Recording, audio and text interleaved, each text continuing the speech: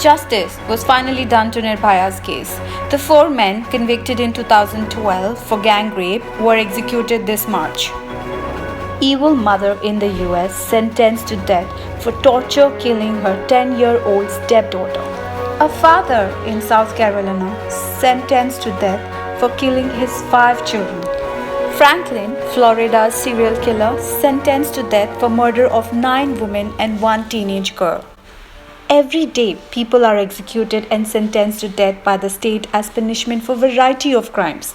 And these cases open up the battle of discussion to whether death penalty really deters crime.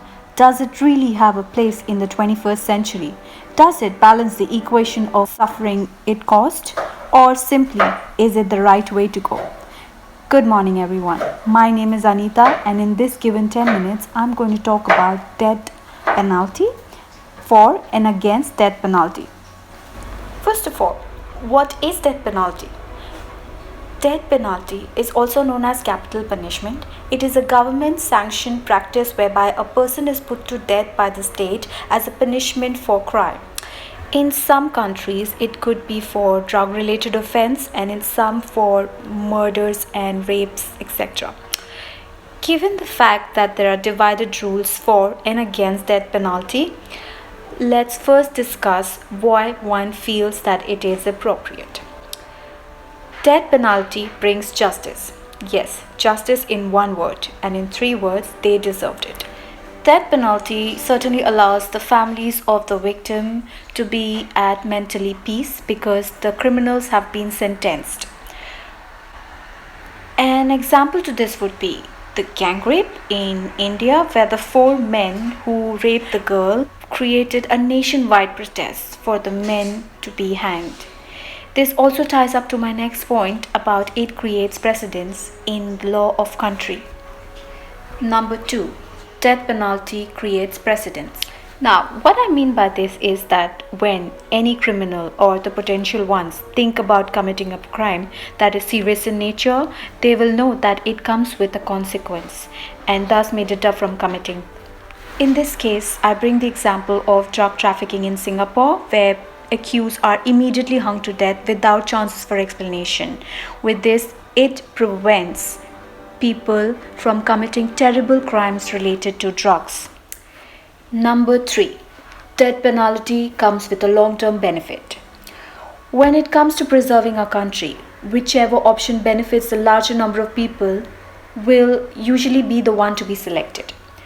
Through death penalty, we are getting rid of the criminals who have harmed the society, and by doing so, we are able to live in a safer environment for ourselves and our loved ones.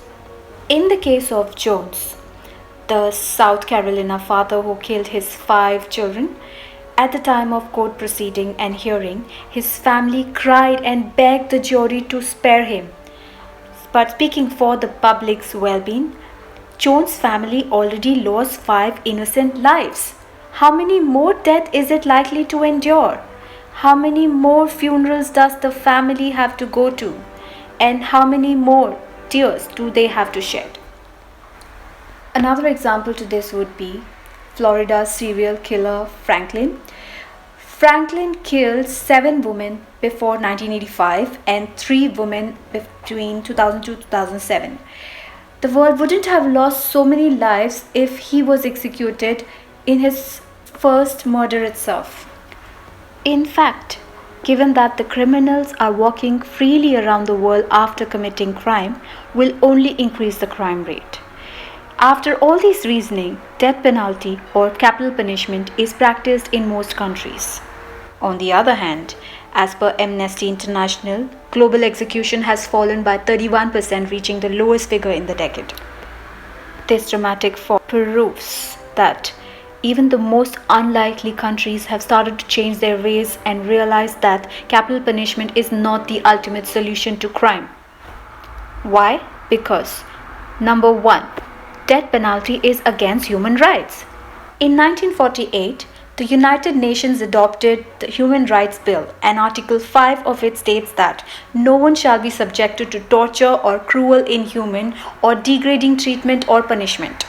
Here, we are talking about not killing people, but aren't we doing the same thing? Also, according to Stephen Greenhalgh, many prisoners do reform while they are in prison, but they do not deserve to have their life taken for closure. Number 2. Capital punishment breaches international law. In some countries like Saudi Arabia and Iran, people under 18 years old, when committed crime, are also executed, which is prohibited under the international human rights law.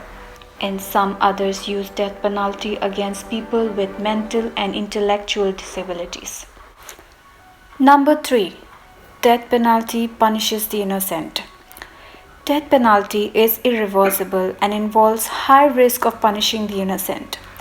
Like Noura Hussein, the young Sudanese woman, was sentenced to death in May 2018 for killing the man she was forced to marry as he tried to rape her. There are many such cases where innocents are punished. According to DPIC, since 1973, more than 165 people have been exonerated for wrongly sentenced to death. Number 4. Death penalty is discriminatory. In the 20th century, when it was first applied to the crime of rape, 89% of the executions involved black defendants. And in the modern era, 75% of the cases involve murder of white victims, even though the blacks and the whites are about equally likely to be victims of murders. Number 5. Death penalty is more expensive than life prison. The case of Nirbhaya, it took 7 years for the case to come to closure.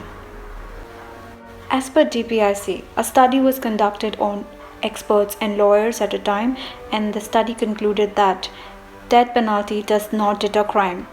Stephen Greenhalgh, a lawyer in New York, also said that through death penalty, the law is trying to convey a message to the people, but people are not listening. And there's no evidence that death penalty is any more effective in reducing crime than life imprisonment.